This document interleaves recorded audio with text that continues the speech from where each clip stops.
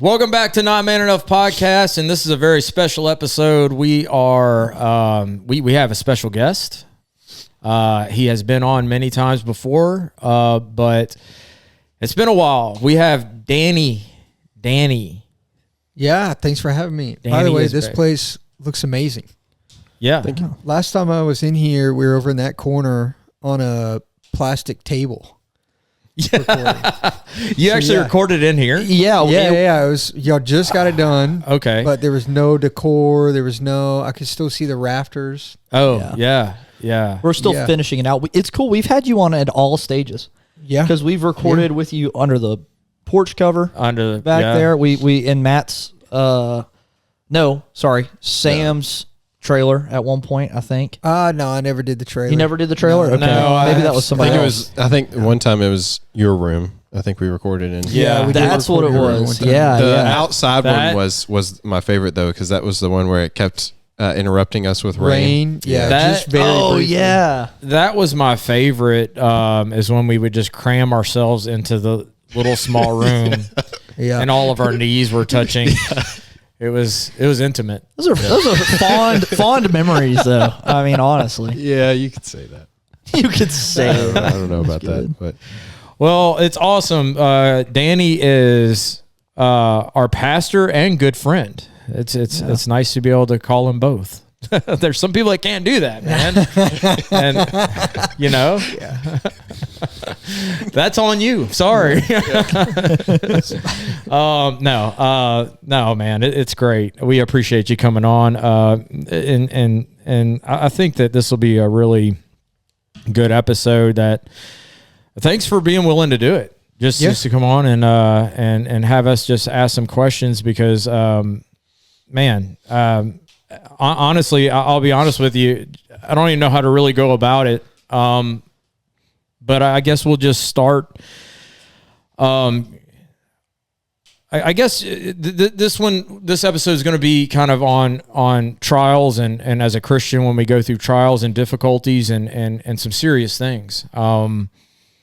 And Danny has some experience in that right now. And but he's been faithful through it all, and his faithfulness has actually been a huge encouragement, not just to me, but I know to many in the church. And but man, we just want to talk to you about it and just kind of how to deal with it, the way to think, and just different things like that. But I guess just why don't you just start us off from the beginning of just kind of how everything got started with your daughter and everything else. But Opal was born on April 3rd of this year. And just within the first few weeks, how we first knew something was off was within the first, 2 or 3 weeks, we just started seeing different, you might call them tics or something. We're like, okay, so something's not quite right there. But we didn't know, we didn't really know what it was. And there was nothing urgent at that point because everything else was perfectly fine. And we just knew, hey, our other 2 kids didn't do this. I'm like, look, maybe she's just our weird kid. I don't know. Yeah. Maybe it's just a weird, weird tick and everything's fine. But then a few more weeks went by, and then Ariel and I started getting suspicious that, these might be seizures, because as the weeks went by, it just kind of became more evident that something else was wrong. So we started the process of reaching out. We didn't know how urgent seizures were then. It's like, now we know, hey, if you think somebody's having a seizure, that's like a 911 scenario. That's a take them to the hospital scenario. We just didn't know. And if everything else is going good, you're like, okay, something may be off with her. We need to take her to the doctor, see what's going on. And so we started to reach out to, the pediatrician and things like that.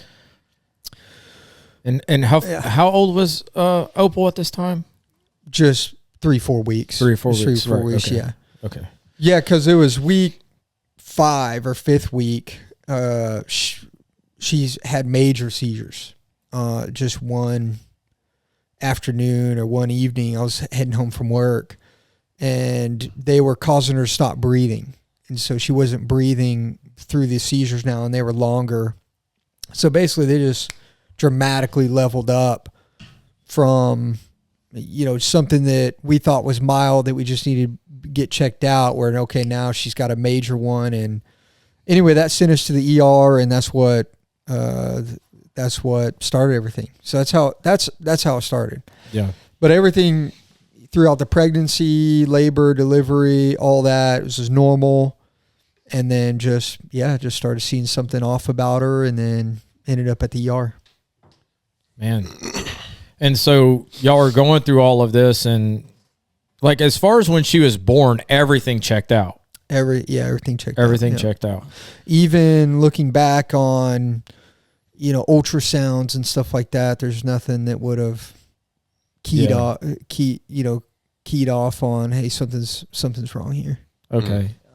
So now you're in the emergency room. Y'all don't exactly know what's going on. Mm-hmm. Yeah. And what's kind of going through your mind at this point? Let me try to think back. Yeah, at that point, obviously we're on edge. We're on edge because she had that one episode, then in the ER, she has another episode. And so I hit the emergency button on the wall. Everybody rushes in, that sort of thing. So you're just on edge. Yeah. And, it's just on edge, kind of adrenaline rush, or you're just, honestly, I'm not want to be too dramatic, but you're just like, eager for your baby to make it through the night. Yeah. And so, that's just what it is. Just high, intense, on edge. You're just in the thick of it. So I really didn't, you just don't really think about much. You're just in the moment. But instinctually, I'm not trying to say that, I'm a genius or we're anything great or anything like that. But they wanted to test her for all these sorts of things. First thing was meningitis. Excuse me. And we just knew it wasn't meningitis. Yeah. It's important for them to check that because it's a nasty, meningitis is a nasty thing, and they have to rule it out. But you're just going through this triage process, which I get. I'm not, we had wonderful care at Children's Hospital ER, but it's just like, hey, we know that was the only, I don't want to say frustrating part, but right. It's just like, hey, we know that's not it. We know that's not it. Yeah, let's move on from that. Let's move on from that. We know that's not it. So they went back. They ordered a CT scan, started her on antibiotics because they're just throwing a bunch of things at her at once to see what's going on. But first thing they're looking for is meningitis. Anyway, CT scan comes back, and she doesn't have meningitis, but they see that she's missing a part of her brain. It's a part that is in between the two hemispheres. It's called the corpus callosum. And hers just didn't develop. Hers didn't develop. And so that's what we're now. Okay, now they stop antibiotics, and we're like, okay, well, now we know what we need to look at. Now we know what we're after. And so at that point, because they saw an episode in the ER where she quit breathing, they transferred us to the intensive care unit. And we spent the night there in the intensive care unit. It's hard to remember. I think we spent maybe 2 or 3 nights there. Yeah. Until they saw that they had stabilized her seizures. But all throughout that night, I think it was 8 times total. It's about every 2 hours she would have a seizure episode, quit breathing, and they've got to put a bag on her. They're putting oxygen in her to make sure that her O2 levels are staying at safe levels. But that was honestly comforting because in the ICU, you have your own nurse. Right. at least at the pediatric ICU at Children's. It's like there's one nurse per patient, and their job is to keep them alive. Yeah. And so that was comforting, but you're still up all night because you're just waiting for the next. Right. You're waiting for the next episode. Yeah. It's like, okay, she made it through that one, but now we're on the clock for the next one. And with the CT scan, that the part of her brain that didn't develop, can you, like, what is that part of the brain responsible for? Like, what does it do?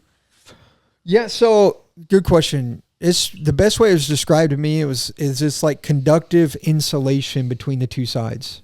Okay. So that's if any neurologists are listening to this, they're going to tell me this is wrong, but basically that's the major way that the two sides communicate and coordinate, work together.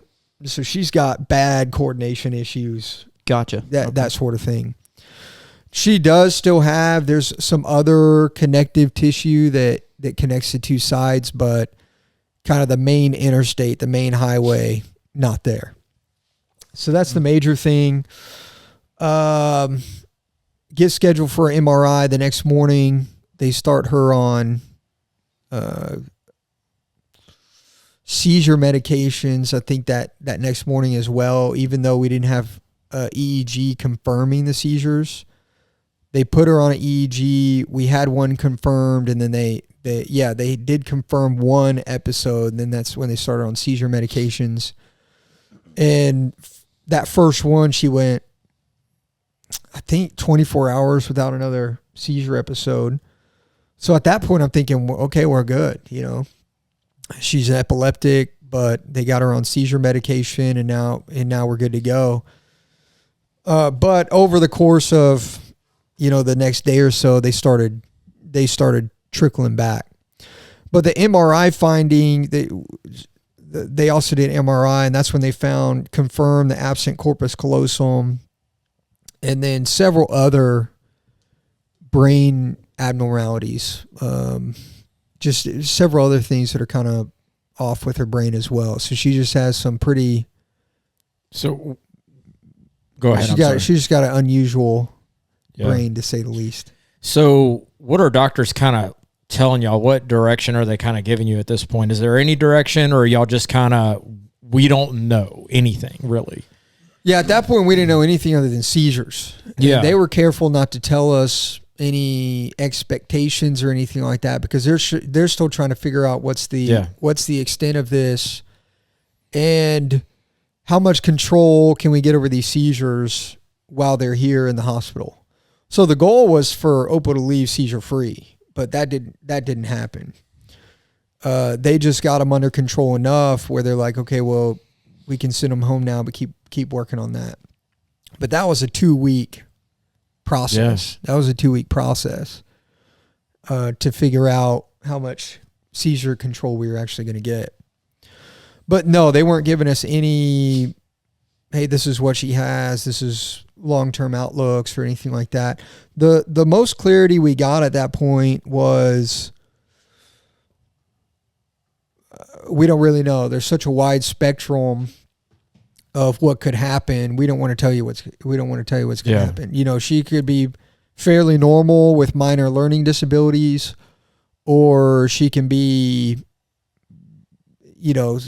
basically end up with like an autism diagnosis or something like that. Yeah. So like we just don't know yet. Right. And basically she's going to have to tell us, like, we're going to have to see how she grows, how she develops, what she does, things like that. We've gotten more clarity since then, right? But in the heat of the moment, we're just focused on the seizures. Everybody's focused on the seizures as kind of the most presenting issue. And how many days in are you at this point from ER visit till the point in the story that you're at? Oh, that we're still there. We're not in the ER, but we spent 2 or 3 days in the ICU. Get her seizures under control enough where they're not causing her to stop. Right. To quit breathing. So this is just 4 or 5 days in at this point. Oh yeah. Yeah. Okay. We're Then we just go to a regular hospital room, and yeah, that's when they just start tinkering medication every day. Running continual tests. We started her on the keto diet. We were just trying so many things while we were there. So you said that you were in the hospital for a total of 2 weeks. Yes. And you've got 2 other kids. Yeah. Yeah. And so Yeah. how are y'all going about even handling that? I mean, yeah, well, thankfully, my in-laws are great and they live close. And so Ariel's mom stayed with them at our house, or took them to their house, combination of both. My parents ended up driving up at,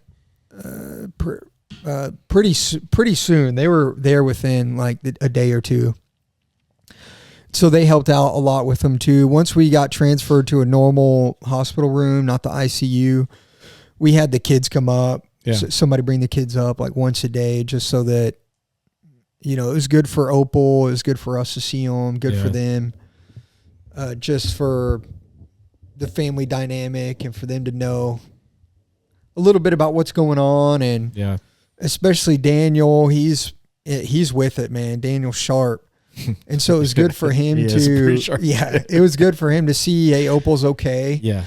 Because last time he saw her, she was purple and not breathing. Man. And so we were like, we need to get him up here so that he can hold her, he can see her again. And, know everything's, know everything's okay. I got to see one of the sweetest like brother sister moment I think I've maybe ever seen in my life was watching your son Daniel walk up to your little girl Opal and hold his finger under her nose, or like he's making sure she's breathing. Yeah. And I was like, dude, that's all that right there. I was like, that's a good brother. Like he's doing a good job. He's such a sweet kid. Yeah, thankfully he doesn't do that anymore because he doesn't feel, it's not as unstable. But there for a while he was watching over her. He was checking on baby sister. He was doing the good job of brother at that point. Yeah. That's good, man. That's how it should be. Okay, so 2 weeks in, and correct me if my memory's wrong and I don't have any facts right, but just kind of pushing it forward. 2 weeks in, y'all get sent home because the seizures are more under control, but not under control, really. I mean, y'all have the bag thing, right? Y'all are sent home with. Yeah, well, they didn't send us home with any of that. We got that stuff on the black market after I gotcha. After we got sent home. They didn't even tell you where to get it.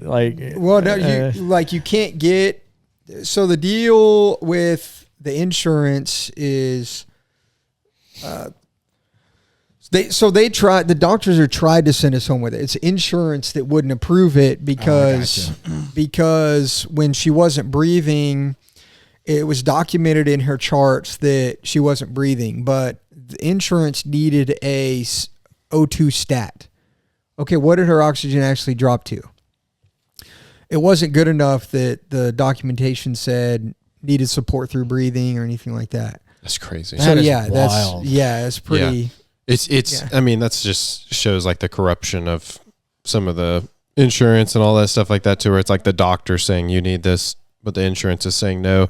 Dude, that's I think crazy. of the, those like choking tools that people use. The life vac thing. Those they're trying to, a lot of insurance companies are trying to get those off too, and just doctors and stuff in general, because they view it as like a risk of like, oh, well, people will try and use those instead of other means and stuff. I'm like, yeah, but wouldn't it be good to have both? Like it's if the one's not working, you have another option. Yeah. I don't know, man. Yeah. So the doctor was pulling for us there, and we've spoken to some nurse friends and things afterwards, and like, well, maybe you can do this and that, and apparently there's a way you can go get stuff added to documents or talk to a social worker or something.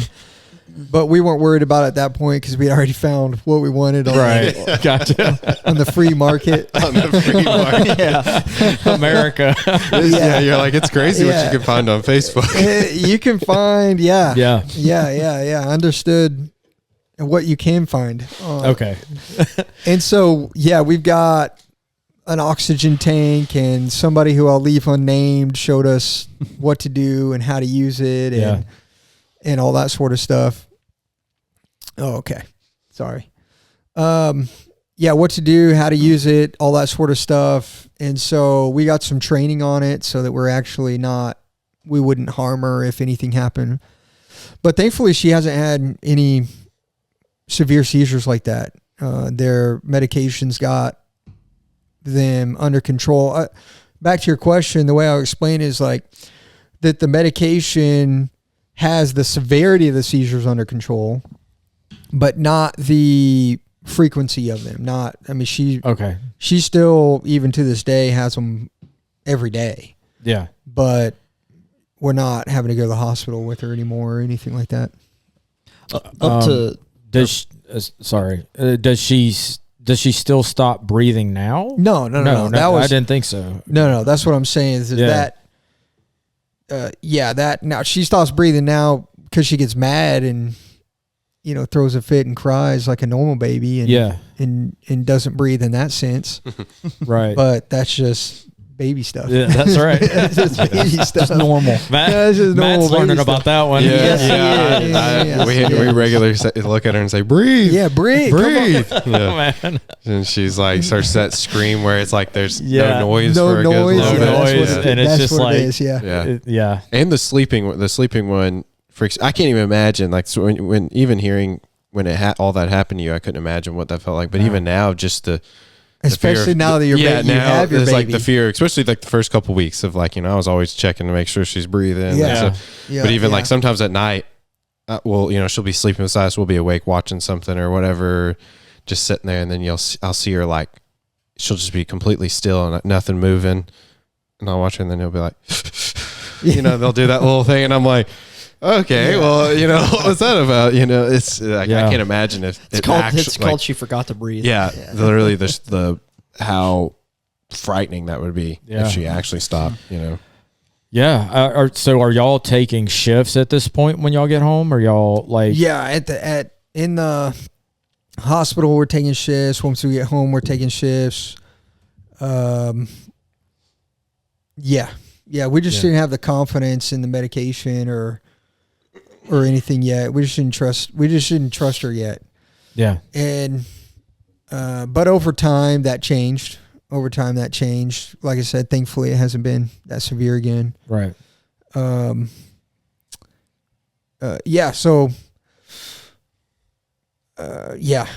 they sent us home. We were trying keto diet. Fun fact, keto diet is actually very effective at controlling seizures most of the time.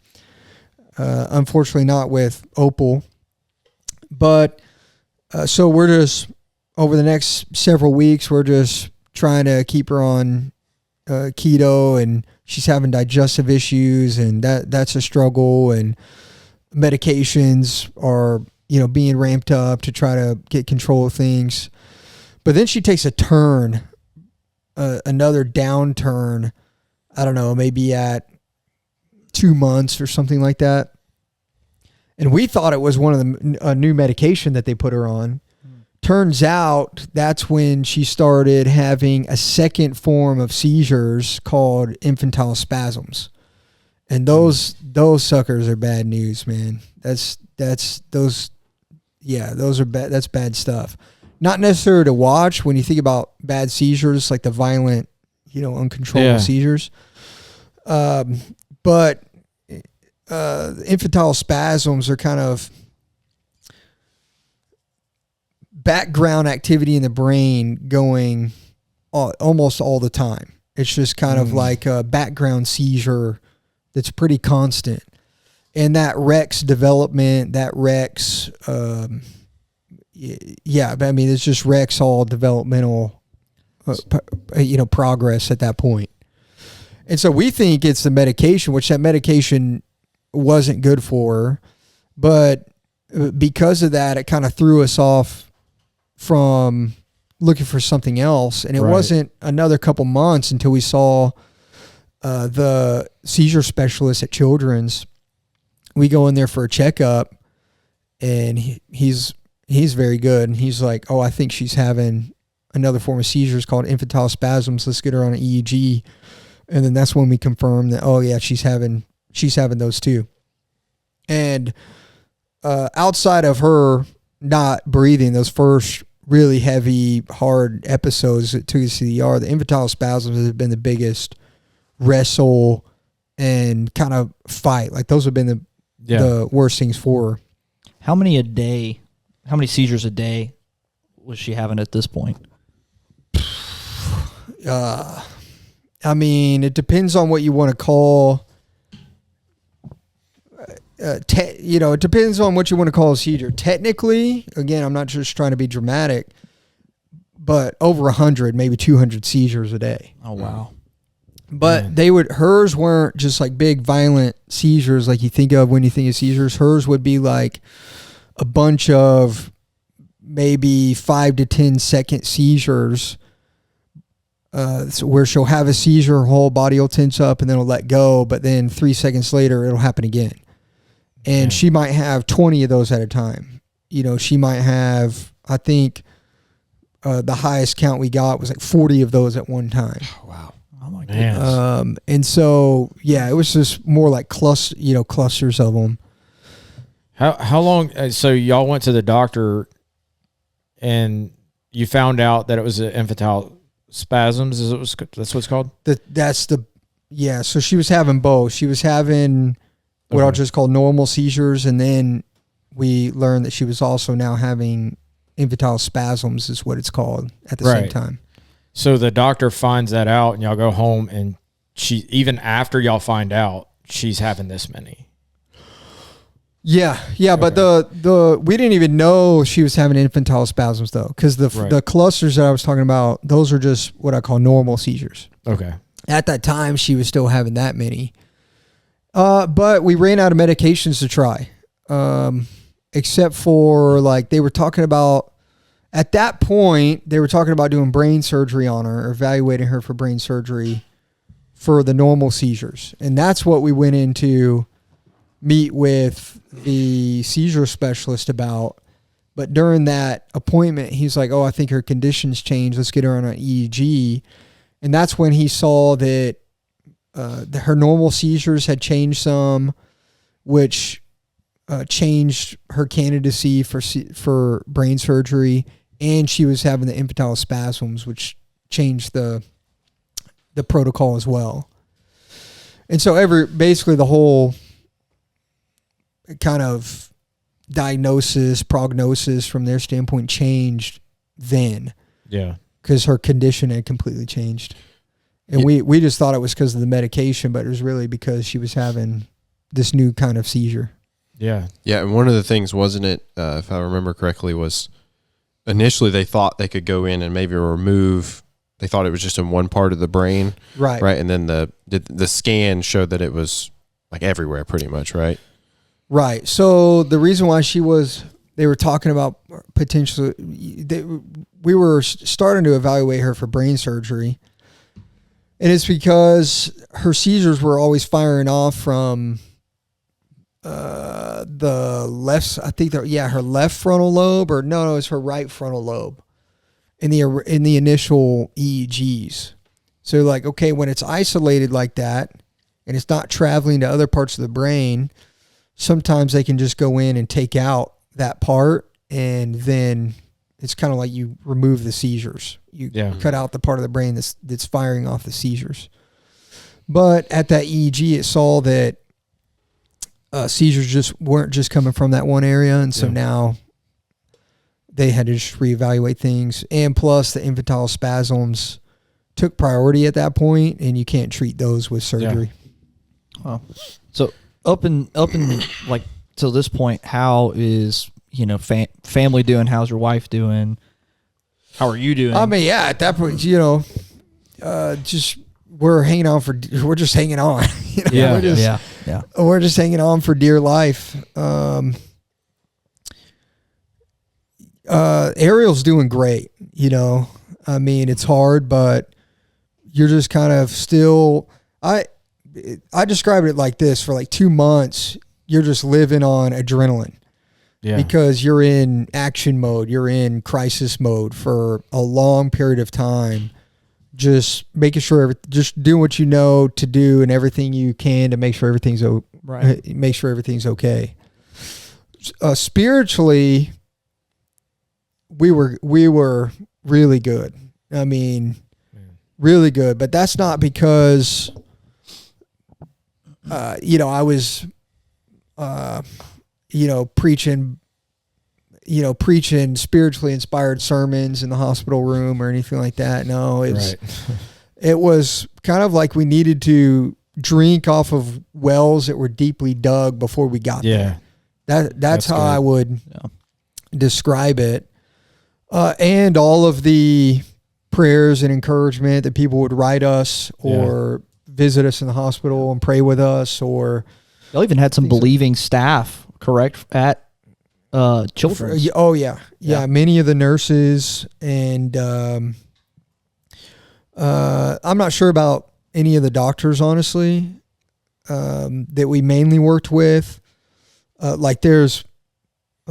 got to work with your brother-in-law for a little bit there. Oh, I forgot about that. I guess he's your brother-in-law, but your wife's sister's husband. Yes. And he's great. He's a super awesome guy. And I knew he was a believer, and he prayed with us. We were appreciative of that. And there was a really good chaplain there that visited us a couple times and prayed with us.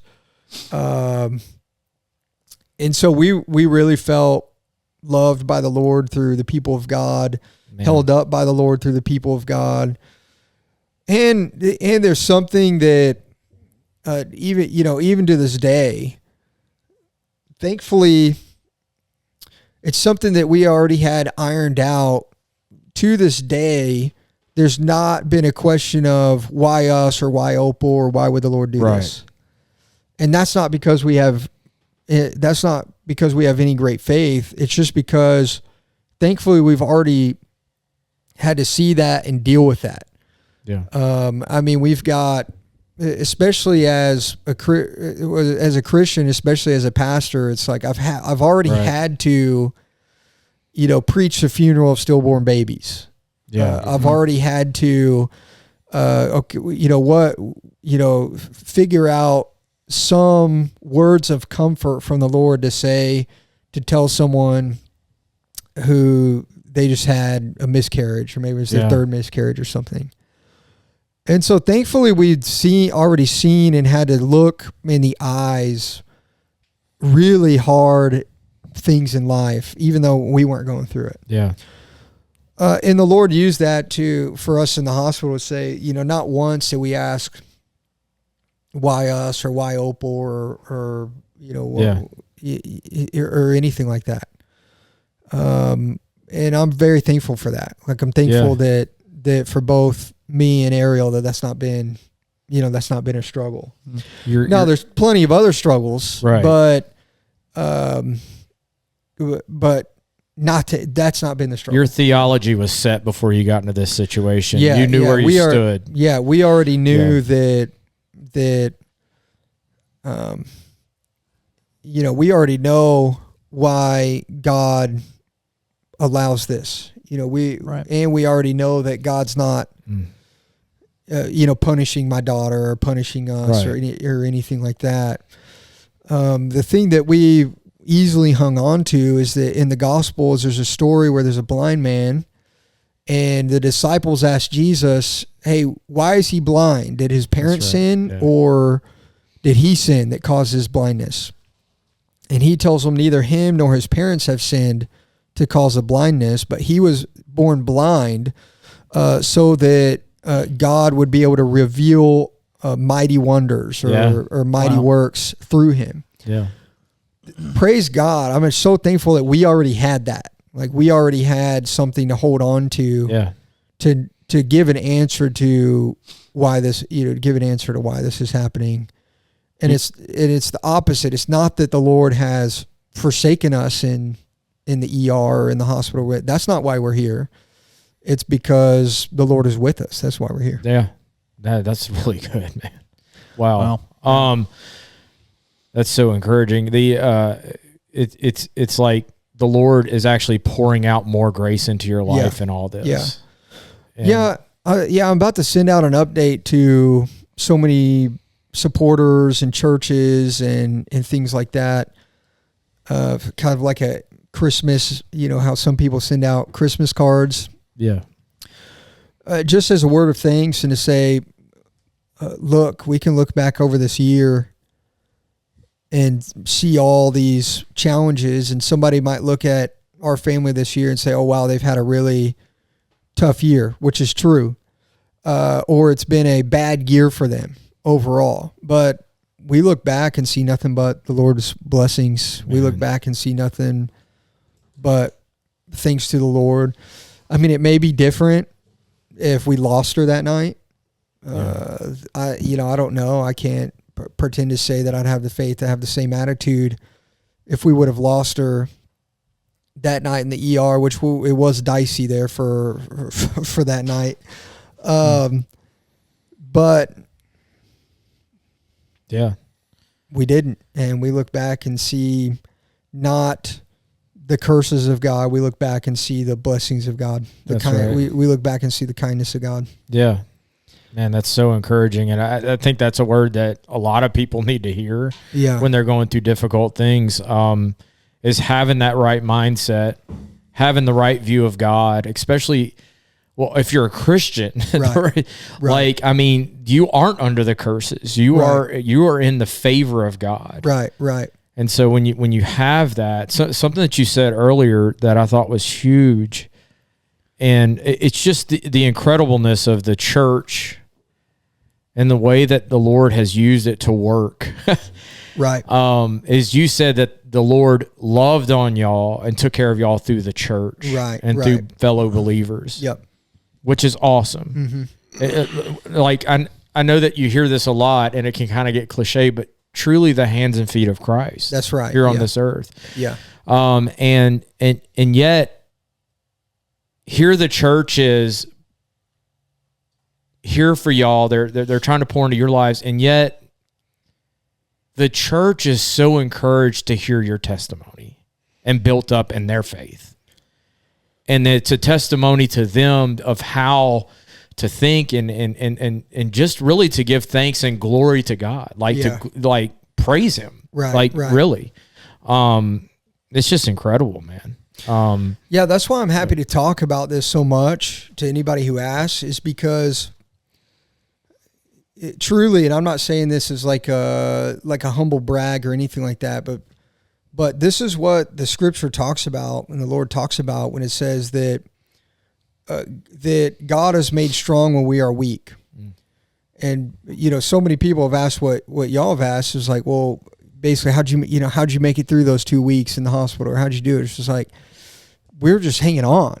Yeah. So we're just, we were weak. I wasn't, getting up every morning and, praying prayers like the psalmist or anything like that's what you would think, especially of a preacher. It's like, that's what you would think. It's like, oh, he's, deep in prayer, profound in prayer. And it's just like,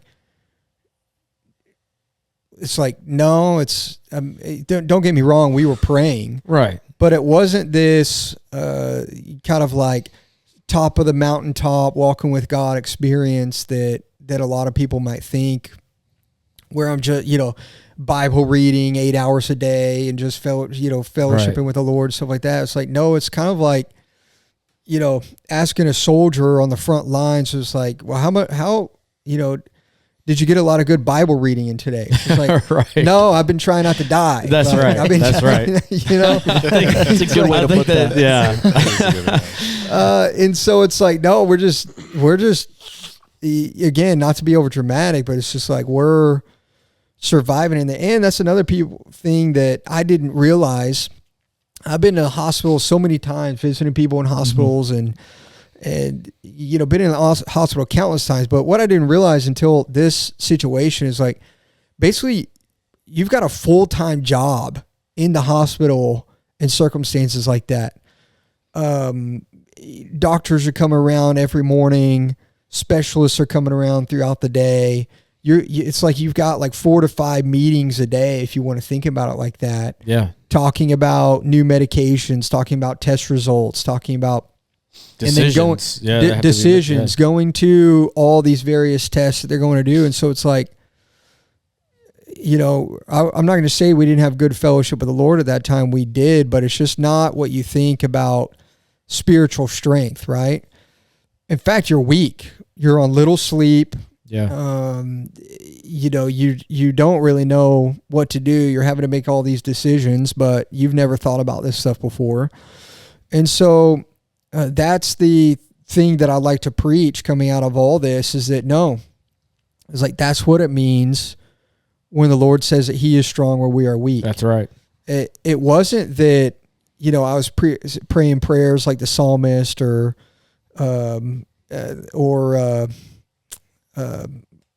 I can't think of the prayer book that I have.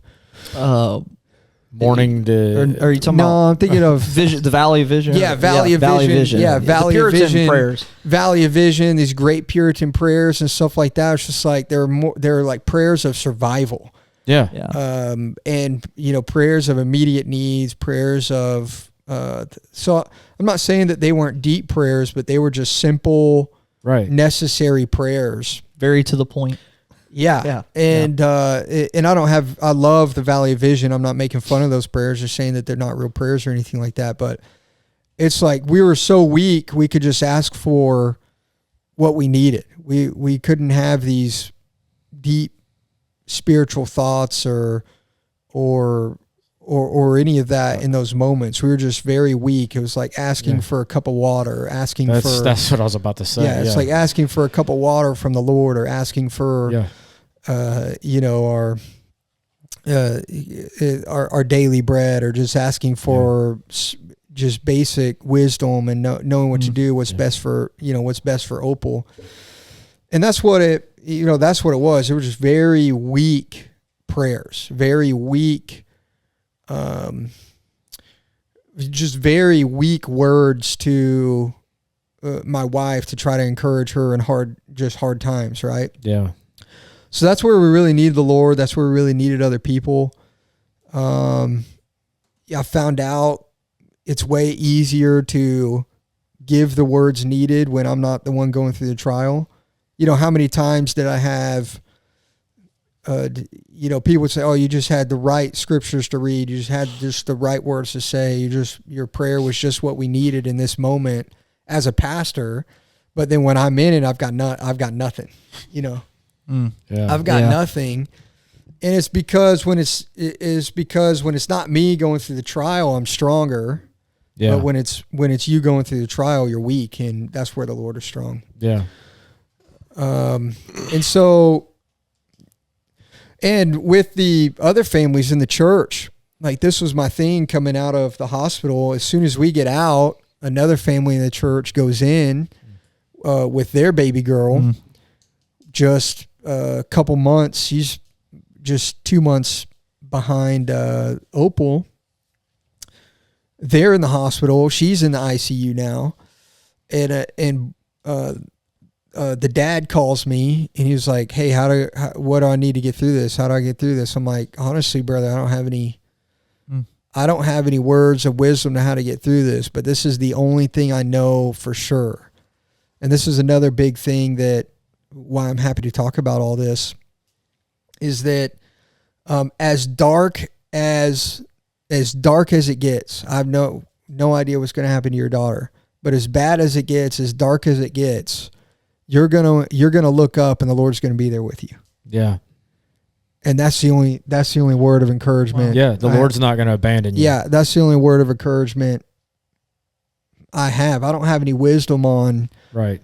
Oh, here's how to be spiritually strong and encourage your wife through this. I'm like, I don't think I did a good job of that. We were just surviving, like I said. Yeah. We were just hanging on. But here's what I do know is that I would have preached the promises of God of the psalmist saying that the good shepherd in Psalm 23, even though I walk through the valley of the shadow of death, my Lord will be with me, or you will be with me. your rod and your staff will comfort me and go before me and those sorts of things. I believed that, and I would have preached that 100 times. Christ saying that he will never leave or forsake his disciples. I mean, there's so many comforting truths in the scripture that I believed, but there's another thing just experiencing it. There's another thing just knowing, just in the moment of, the 8th time your daughter's quit breathing for the night, and just having this sense and realization is like, no, the Lord's still with us. Yeah. The Lord's not abandoned us. That's right. Well, such a comforting thing to be able to think about. It's like, there's, if you're around the church long enough, you see people go through many different types of trials, whether it's health, financial, you name it. And it gets to the point where you look at it from an outside perspective and you're like, I have no clue how I would handle that situation or how I'd get through it. All I do know is that the Lord promised he'd take care of me. And I just know that that's true. Yeah. And just to be able to cling to that, I think is really, really encouraging. And I believe that even if he would have taken her that night. Yeah. Yeah. I believe that, and the reason why I can say that, it's easy for me to say that because we didn't lose her. But the reason I can say that is that the Lord's proven himself all the way up to that. So, okay, well, why wouldn't he have been there if she died? That's He right. would have been. Yeah. No, he would have been. Sure. Yeah. As deep or dark as the hole gets, it's just amazing to look up and be like, oh, the Lord's still here. Yeah. Something that he what he said is true. That's right. And I know it because you experience it. Something that I love is that you're constantly pointing away from yourself and from others and pointing to the Lord and his faithfulness. Not my faithfulness, his. Not my prayer, but who he is. Like, it wasn't that I had great prayers. It's not that. It's just that he's faithful. Mm-hmm. That's it. Yeah. That's what you cast yourself upon. Yeah, that's right. Yeah. And that's encouraging to know that, sometimes I think that people can get caught up in guilt and everything else when they're going through something, and maybe they don't respond the way that they think they should. Oh, I should have these great, like you were saying, these great prayers, but maybe you're just holding on to the promises. Yeah, that's right. And that's all you have. Yeah. I have no strength.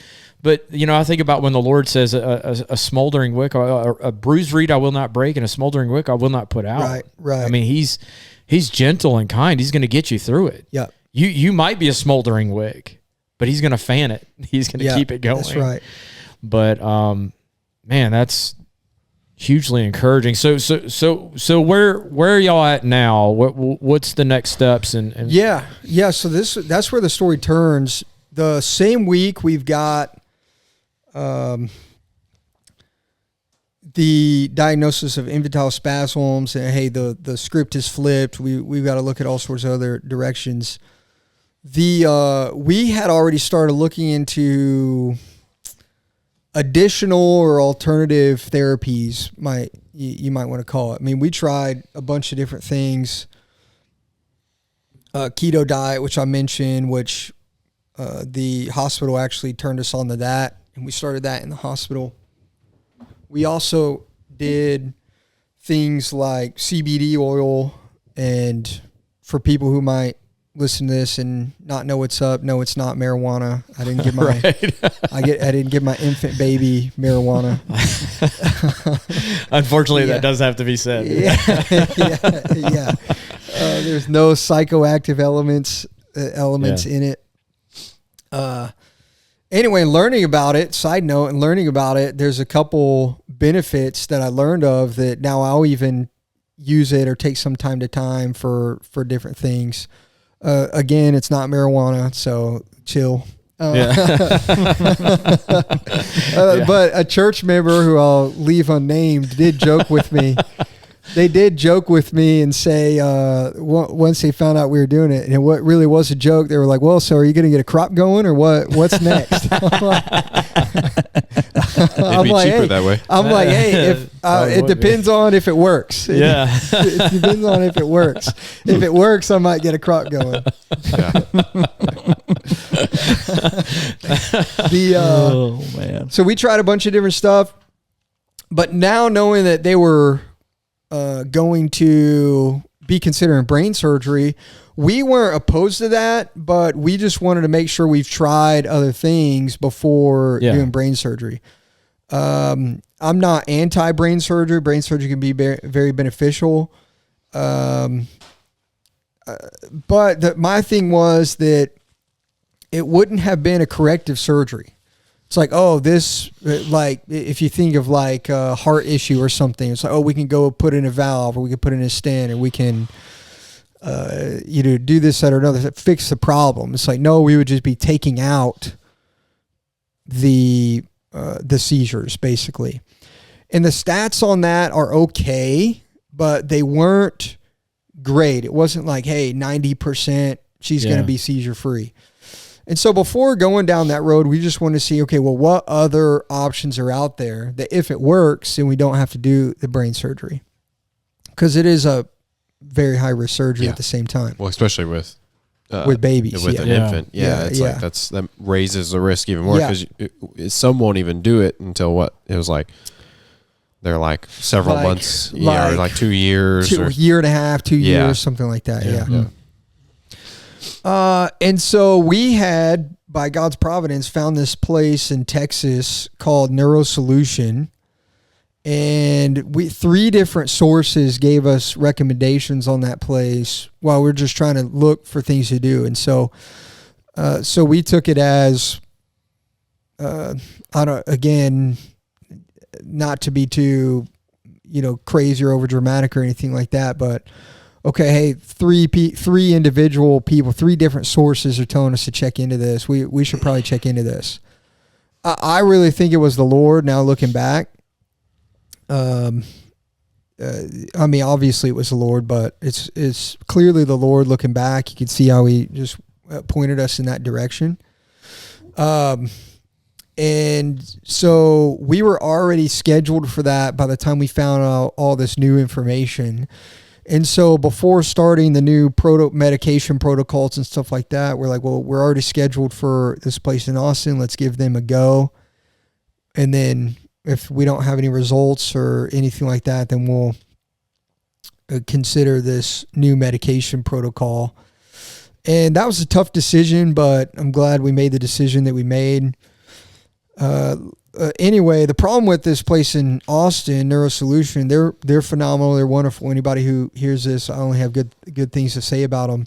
The problem is that it's ridiculously expensive, and insurance doesn't cover it because it's all alternative therapies. Yeah, and insurance doesn't cover it. None of it's FDA approved for what they're using it for, but they're getting good results. Not just in Opal or other seizure kids, but if anybody Googles it or looks them up, they're going to hear the story about Millie, and she's a little girl that's been treated there, and just the Lord's done miracles in her.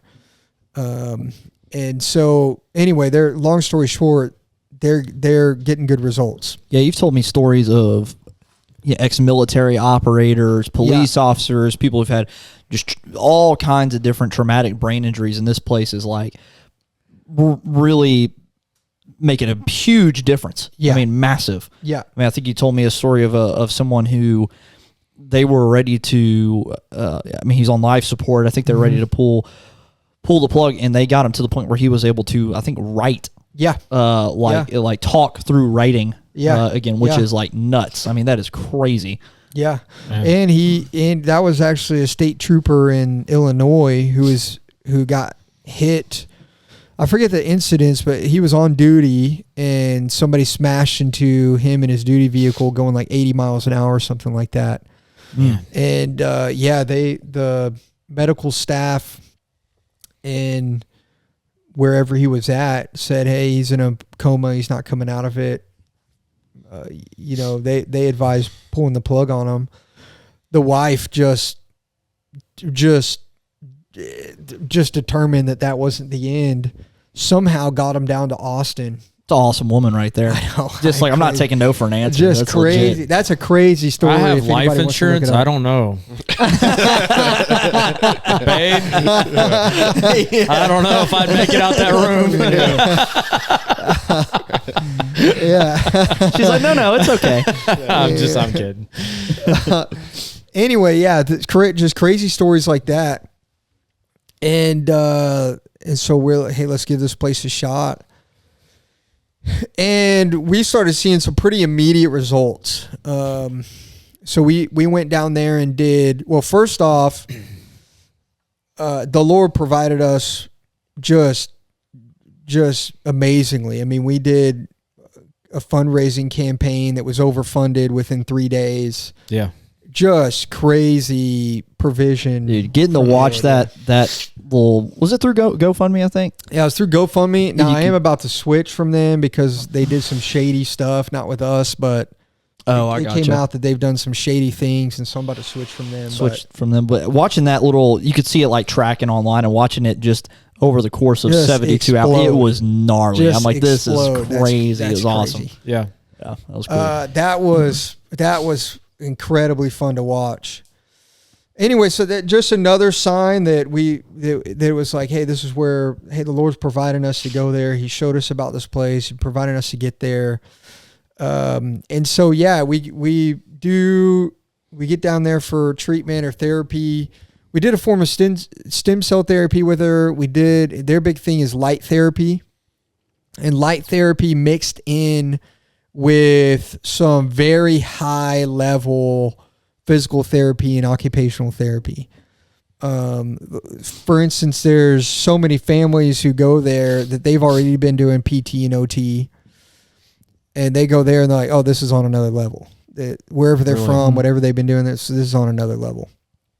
And so through the light therapy, particularly laser, red light therapy, some other kind of crazy sci-fi looking stuff there, we saw changes in her over those 2 weeks, mainly developmental changes, not so much seizure decline, but some developmental improvements that were just not there before we got there. And just the ability, like before you would walk up, I could walk up, if Ariel's holding Opal, I could walk up and she doesn't even realize, she just doesn't compute that somebody's just walked over. Where naturally, usually when somebody would kind of walk in your periphery, you'd look up or look up, even us, somebody comes from behind us or something, you're just going to look over and then go back to what you're doing. She just had no awareness of her surroundings. Well, that started coming through in those 2 weeks, and she started like looking at us and giving us a little smirk again, and we hadn't seen her smile. At that point, we hadn't seen her smile for probably 2 months. And, that's not something that you can put on a test or a chart or something. Right. But for us, this is like, that's huge. Life changing. It's like, hey, we're getting a little bit of our baby back, right? And so we did that. And then coming home from that, they sent us home we bought a bunch of the gadgets that they use, and they sent us home with a very detailed home care plan. And we just started doing. Oh, and another thing, the lead doctor there, Dr. Crawford, he's a Christian, and he's not just, hey, I'm a practitioner and a Christian, but faith is one of the core values of their practice. Oh, wow. Good. And so he's prayed with us. Some of the staff and other doctors there prayed with us. It's just part of what they do. And so that was another kind of encouraging thing for us at the same time. And there's some, anyway, it was just a blessing. It was just a blessing being there, and that being on the forefront of their practice and what they do there was really cool to see. And they're giving the glory to God. The first doctor that we met with, her name's Dr. Sarah. We were talking to her. She was like, well, how'd you find out about this place? We're like, well, we think the Lord, led us here. And just kind of told her the story of the 3 different people who told us about it and things like that. And she was like, yeah, that's what we say here, that we don't, that God does the healing here. We just, we do the work. We put our hands on them, but God, it's God's the one who does the healing. Right. And that's their philosophy. That's what they think. And so that was cool. And so we leave doing home care therapy. Okay, now all of a sudden we see Opal's seizures start to decline. Being at home doing the continual therapies. No medication changes. The only thing that's changed is continual therapies from Neurosolution, and just continually, she has good and bad days, but continual seizure decline. And so now, instead of being, at the low point, now we're starting to climb the hill a little bit. Climb the hill a little bit. Now we're encouraged because we've got a plan, and and we're seeing some progress. We're seeing some good results, and so our spirits just lifted over the course of a few months after coming back from that the first time in September. Since going there, we've got clarity on a diagnosis for her. She has something called Aicardi syndrome, which is a rare genetic disorder on the X chromosome. They don't know exactly which gene it is. They're still doing research on that, but they're pretty sure it's on the X chromosome, because boys who get this don't live with it. They always die in the womb or very shortly after, something like that. Wow. They just can't sustain with it. So only girls have it. She's one of about 1,000 confirmed to have it in the United States. One about 4,000 confirmed cases in the world. I'm sure there's more, but you just can't. Wow, but that's an incredibly low number. Oh, it's rare. I mean, that is. I mean, how many people are in the U.S.? Like 330 million, 350 million. I mean, so you're talking 1,000 out of. I mean, that's on a percentage. Yeah, it's wild. That's nuts. It's wild. Who found it though, and I will name him and brag on him, is who initially found it was Dr. Baker at church. No way. The man is. I'd call him a wizard, but that would offend him. Like, what about Gandalf? I mean, yeah. What do you mean he found it? He's just a gifted physician. He's an ophthalmologist in our church. Yeah. I liken him to the craftsman of the tabernacle and the temple that Lord says that the Spirit of God was upon them to be skillful with their hands. And it's like, that's exactly what I think of now that I've known Dr. Baker for years. That's the first time I got to see him actually work. And I'm like, man, this guy's good. I mean, he is good at what he does.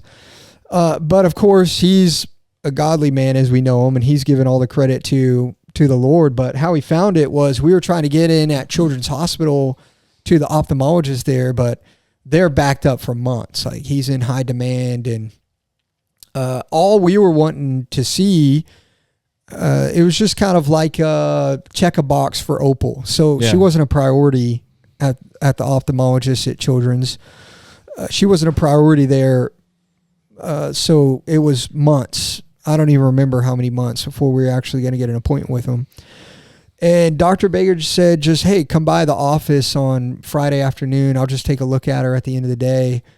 That way you'll just at least know if she's farsighted.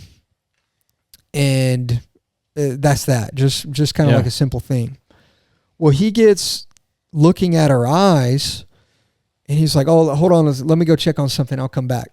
And we're just hanging out. So he comes in with this like old textbook from his office. Way, man. And it's like, he even, if I remember right, maybe I'm dramatizing it in my mind, but if I remember right, it's like he's even like dusting it off as he's coming into the room.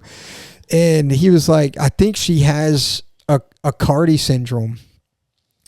And he was like, I've only seen it once in my whole career. He was like, because I don't do pediatric ophthalmology. Yeah. I do adult, I do work with adults. And he was like, but what he did in looking in her eyes, he found these little lesions in her retinal tissue.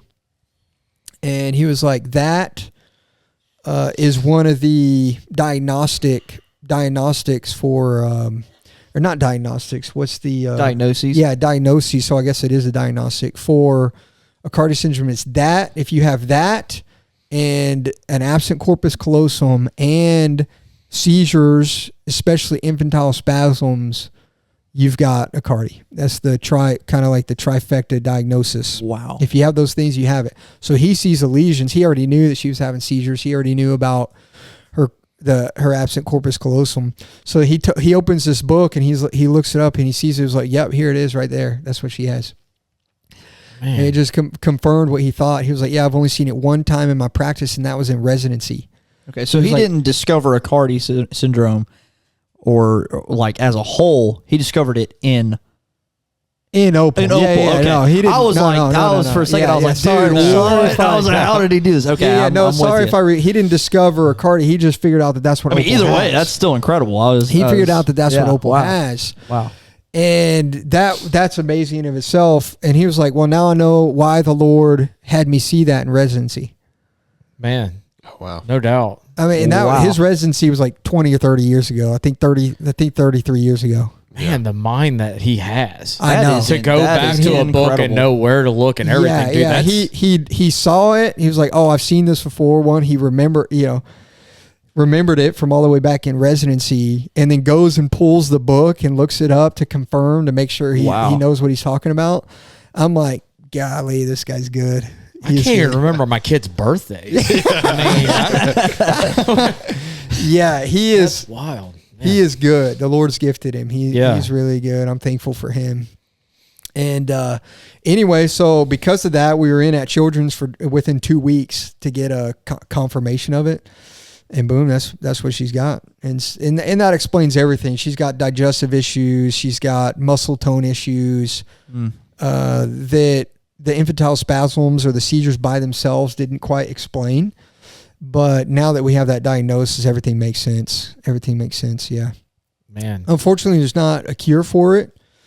And we're thankful to know what's going on, even though there are some negative things about that diagnosis. We'd rather know the truth and operate in the truth and have good expectations for her.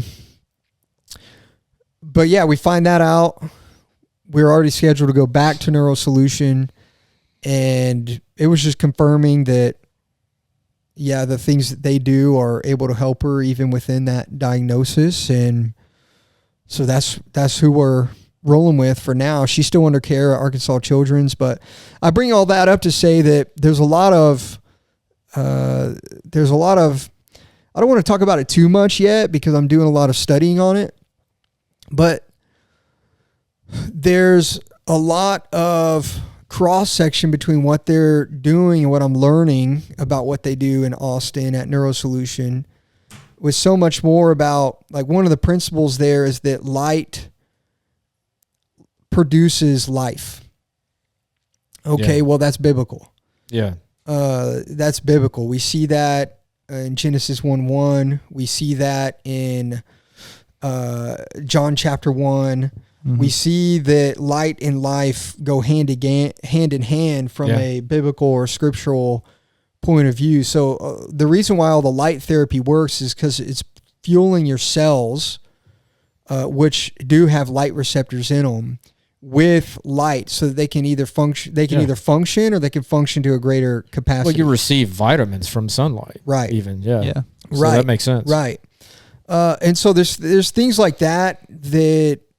When I'm hearing it from a medical standpoint, there's different doctrinal bells that are starting to ring, and I don't have them ironed out yet to kind of put a theology behind some of their philosophies or treatments, but that's something I'm kind of working on the side in my free time. That's so very, very interesting. So has the therapy place in Austin, have they adjusted what they're telling y'all to do with that? Yeah. Now that they know also what's going on. Yep.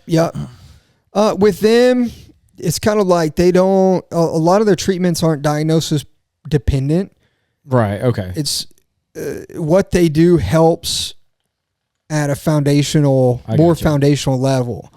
And almost everyone there that we've met has some sort of genetic condition. That's why they're there. Yeah. It's because medicine's not going to help with that. In Opal's case, we're just having to manage symptoms at this point because there's no cure for the genetic disorder. Yeah. And, that's what I've found. That's a lot of who ends up at this place is either they've got a major brain injury or they've got some sort of genetic condition that isn't curable. And this is kind of a cutting edge experimental treatment that is having some good results. Yeah. And so a lot of these people are in positions like us where it's like, hey, it can't hurt to try because nothing that they're doing down there is invasive. It's not like it's really going to, there's high potential to harm her. Now, that place is expensive. Oh, yeah. So how often do you have to make a trip back? I know y'all have been. Yeah, that's tough. Yeah, that's tough. We went back because we had some funds and we're given some funds, had a little leftover funds, had some of our own funds. Each time, I want to be clear, we've invested our own funds into her treatments. So it's not like we've just been dependent upon the goodwill and charity of other people. But certainly we couldn't pay for these treatments. I mean, it's just too expensive. So we had a little left over from the first time. We had some more of our own money we could contribute to it. And then people had still given in between the first trip and up to the last time we came. So we went again. We asked the doctor down there, ideally, how often would you want to see her? He was like, well, in a perfect world, I want to see her every 4 to 6 weeks. But nobody lives in that world. And so, best, kind of perfect situation, we go down there every 3 months. But we've just got to see what's sustainable, what's realistic, what the Lord provides for, that sort of thing. So there are treatments that she can only get there that y'all aren't able to provide at home, but you do have a 100%. home care. Okay. Yeah, 100%, or else we wouldn't. Right. I got you. And the thing is that those change as she grows and develops. So this is very broad brushing it, but let's say at 3 to 6 months, she needed one set of things. Okay, well, once we got improvement in those areas, or once she meet certain developmental things. Okay, well, now let's from 6 to 9 months. Now we need something else, and 9 to 12 months we need something else, and that sort of thing. Not just off of normal development because she's not going to normally develop, but from where she is. It's like, okay, what are all the ways that she's improved? What are maybe some new hindrances? What are some and so it's their knowledge base that's the thing that we could never have here. Even though we're doing much of the therapies that they do there, they do a bunch of stuff that we can't do, but we're doing a lot of what they do at home. Yeah. But it's what it is, like, okay, we need to do this now. Okay, well, now let's do this for the next, 3 months. And we have check-ins with them through like Zoom or telehealth. Yeah. And they do little micro adjustments through those things too, on things that we're doing with them. Laser therapy, red light therapy, nerve stimulation. She's on her own little supplement stack and all that sort of stuff. Yeah. And they're arranging all those. It sounds crazy. And it sounds absolutely crazy. If you told me a year ago, hey, your daughter's going to have this issue, but if you shine this laser on her head that it's going to make her better, I would have been like, okay, you're smoking something. Like you're just crazy. Right. You would accuse them of smoking what you're growing in your backyard. That's right. That's right. I've got a crop for you on the way. I've got a crop for you on the way. You would accuse them of smoking. Yeah, you're crazy. You're crazy, but I may have just found a new customer. Yeah. You're one of those ones that think that the comet's a spaceship. That's around. Yeah. That's deep dig. But the results are undeniable. I was just telling Matt as we were visiting before this got started, just over this past weekend, there's a couple days where Opal went 23 hours without a seizure cluster. Man. I think she had I think that there was still some seizure activity, but very Huge improvement. I mean, just drastic. massive, drastic improvement. When y'all come back from these Austin trips, you can just look at her. Yeah, sure. And you can see it. I mean, I remember the first time y'all went and came back, I was like, "That's a different baby." Like she is alert. Like she's making eye contact with. She's smiling when I make faces at her. Like all this kind of stuff, which is way different than what it was before. I have noticed that she'll actually turn her head and look. She turns her head. Well, she just turns her head now in general. She was just laid there. I called her a potato baby, basically. Yeah. Now she'll turn her head voluntarily, turn her head, and then also notice like I was saying, aware of her surroundings. She'll actually turn and look at you. Yeah. Where before she wouldn't even make eye contact with Ariel and I. She wouldn't even make eye contact. Yeah. Now she's making eye contact and being able to switch. Like if Daniel and Margot go up to her, we can watch her look at one of them and then turn and look at the other one and turn and look back. It's like, okay. That's great. She's with it. She knows what's going on. She knows what's going on now. Yeah. Yeah, that's awesome. Yeah. Man. So that brings it up to current time. Yeah. Okay. What we already touched on this, but like what advice, like if there's a family going through a similar thing, like I met a guy at work and he's got a 15-year-old at Children's with a tumor in his head, and they don't know if it's cancer or not, or this whole thing. But it's not like everybody you meet's going through something like this, but it's also, it does happen. Mm-hmm. Yeah. So like, what would you've already touched on this a little bit, but what advice would you have or encouragement for the people going through it, or for people trying to? For people going through for people difficult who are going through things with the family and stuff like that, Yeah. I guess like just trials like this. Sorry, I'm not. I'm slowing down, or I'm a little slow. I'm a little slow at this point. I think encouragement to the ones going through the trial, or for people, how to help family people, members help people and stuff. in trial. Just I guess I understand a now, pastoral type, right? Type, I understand now. Yeah, the biggest thing is, I think it's a little bit of our. Okay, I'll say three things. One is, I always go back to ministry of the word and prayer. Obviously, that's a pastoral priority, but I think that's an essential ministry for any Christian to anybody. And so encourage them in the word and encourage them with prayer.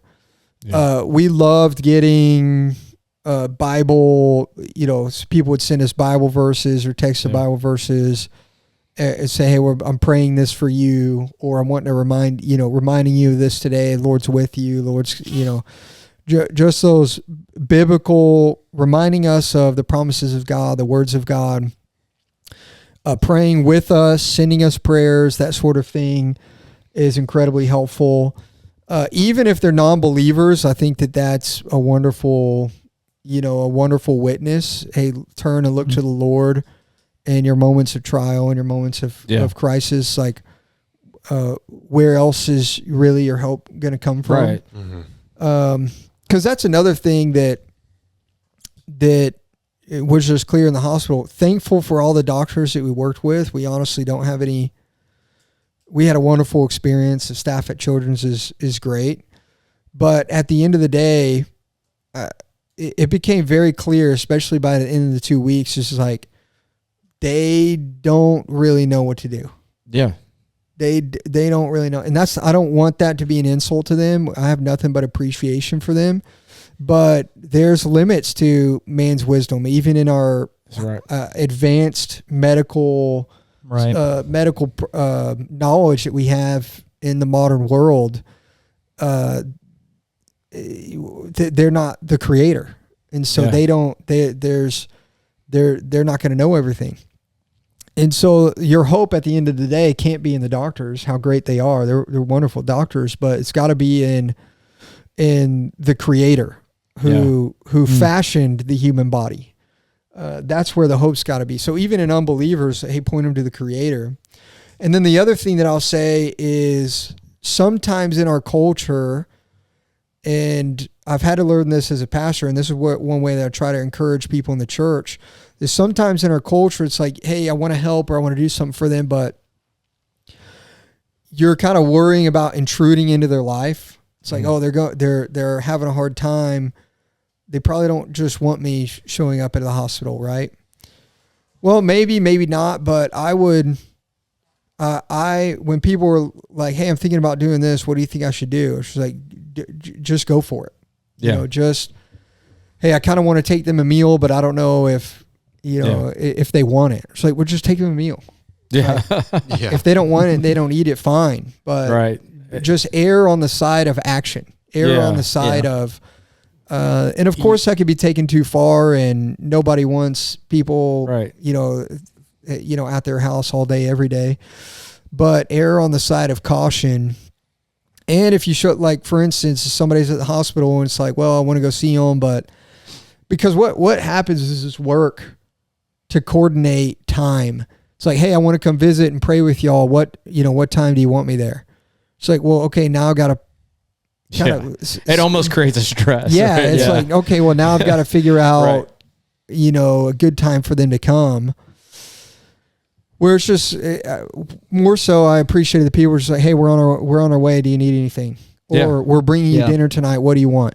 Yeah. It wasn't like, hey, do y'all need dinner tonight? You don't have to think about it. It's settled. Just tell us what you want. Yeah, that's good. It becomes a lot more, I'm assuming it becomes a lot different. When you have the meal train set up, it's like, okay, well, now it's scheduled. Right. But in those beginning stages. In the heat of the moment, it's like, if you want to do something for somebody, I would just err on the caution in doing it. Yeah.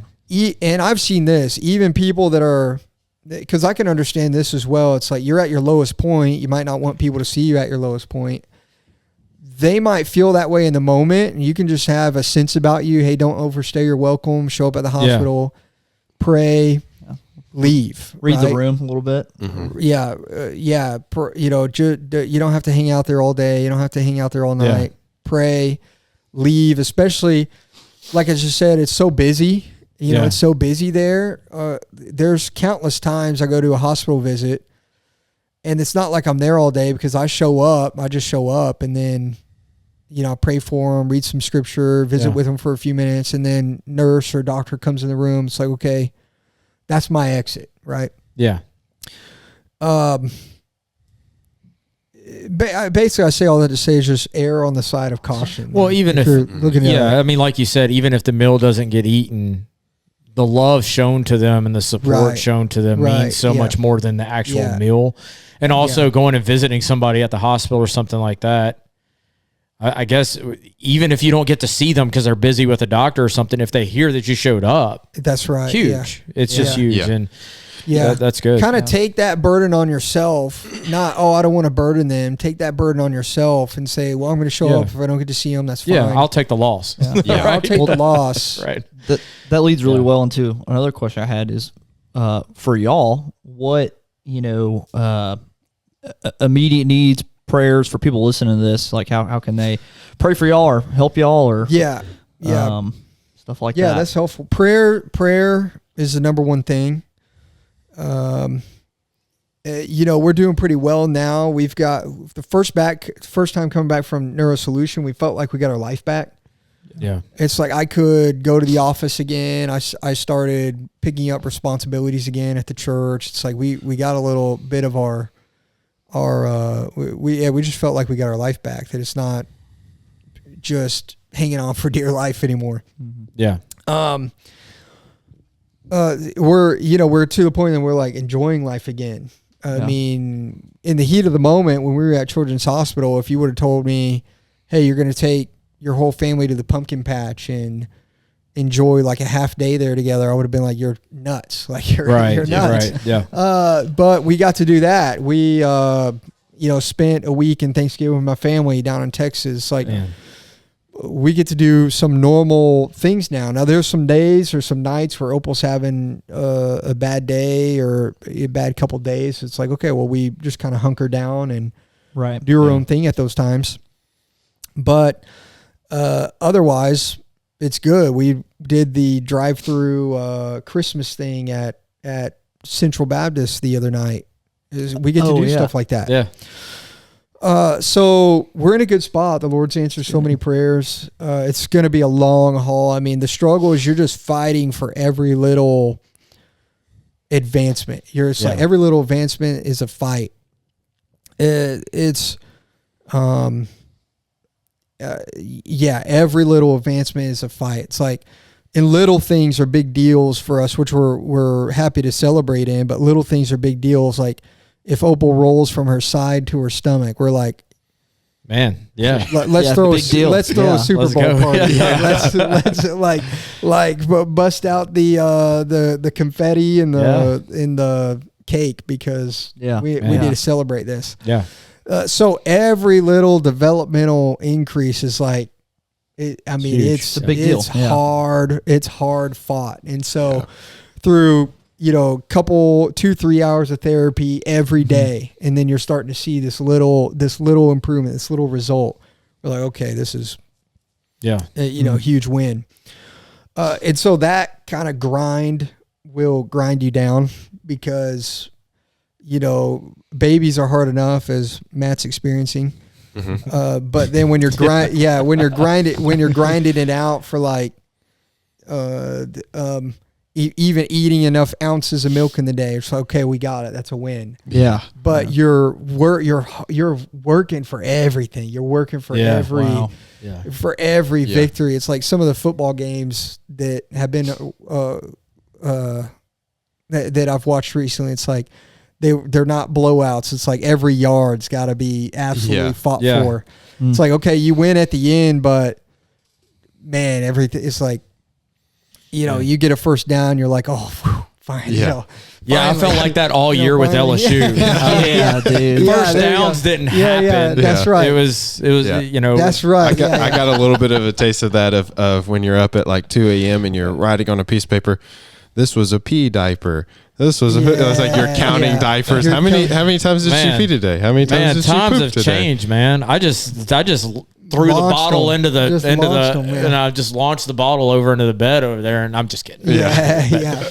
So everything's just hard fought. So that's a grind. That's kind of tiring, especially for Ariel. So you can pray for her about that. But then, I mean, good days are good days. I mean, when she goes 23 hours without a seizure cluster, we're like, okay, she's killing it. Like we're doing great. Oh, that's awesome. And then obviously, financial provision for us to keep going down to Austin. That's the thing. If I wasn't so convinced of it, obviously we wouldn't be continually going down, but we found something that works, and it's crazy expensive, but what are you going to do? I mean, you just figure it out and to be able to keep taking her down there. Yeah, that was one thing I did want to ask. You said, so I was going to mention the GoFundMe, but you said you were thinking about switching. You were going to switch. Yeah, so I'm switching it. This probably isn't kosher for the podcast, but when do you hope to publish this? It'll be next week. It'll be next Monday or Tuesday. I'll have you a new link by the time you publish it. Okay. Yeah. I'm just switching giving platforms. Okay. And that link will be at the bottom for anybody, I guess. Yeah. I guess that's where you're going to put it. Yeah. I'll put it in the top of the description so people can see it. Yeah. And we can post about it on the socials as well. Yeah.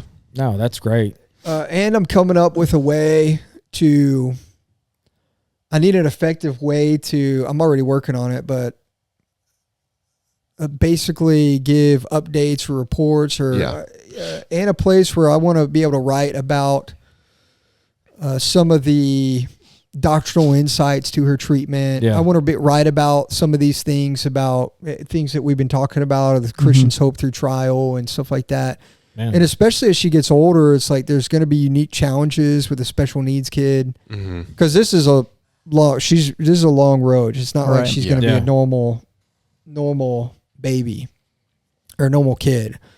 And so I think there's going to be plenty to hopefully share as we figure out, as we just figure her out, right? And are enjoying her in the long run. And so I think it'll be a good place for people to basically follow the story and me to hopefully provide insight and encouragement along the way.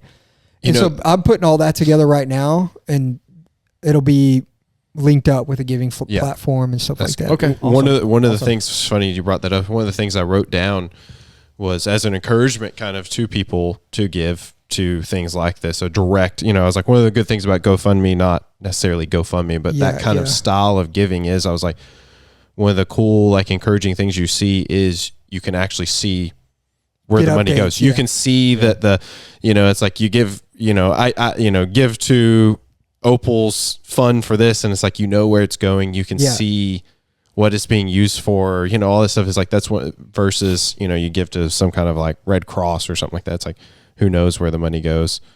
What are they going to, what are they using it for? It's like, that is one of the like encouraging things of seeing. And I think giving, like you're saying, giving the updates is cool too, of seeing like, okay, the Lord is using this money in this way, If you're if you're a Christian out there and you're not part of a good church community, a good church where you have fellowship and believers, man, get in one. Yeah, that's right. I mean, because you heard it now and everything. It's like, look, a lot of the support spiritually and financially, that's where it comes from. And it's in building one another up. Like I was saying earlier, the encouragement coming back to you, like, you might give to these people, but at the same time, the encouragement you get back through the Lord working in their lives and stuff is just, it's you can't even count it. I mean, you can't really put a number on that. So, anyway, Danny, thanks so much. I know that you got to get home. I think we kept you longer than we were supposed to anyway, but that's all right. Man, we definitely appreciate it. That was great. Man, I think this was great. So thank you so much. Yeah, thanks for having me. We really appreciate you as our friend, Pastor. We love you and your family, and Opal's just a very precious little girl. So go whenever this video posts, go on the link. We encourage donating, keeping up with the story. I'm sure we'll update some in the future too.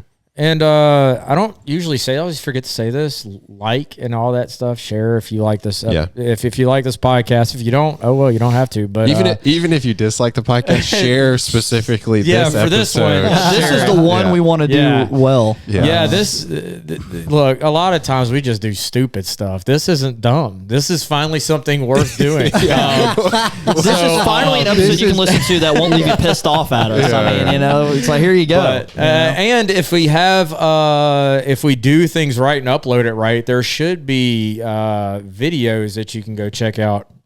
Maybe here, I don't know. Either here. I don't know where it's going to be on the screen. Either. Wherever but YouTube anyway, decides. At this point, there's about to be 8 videos. We try to put 2, but I don't know where my head is in this shot. I don't know where we're going to put it. Anyway, catch us next time. Have a good one. Later.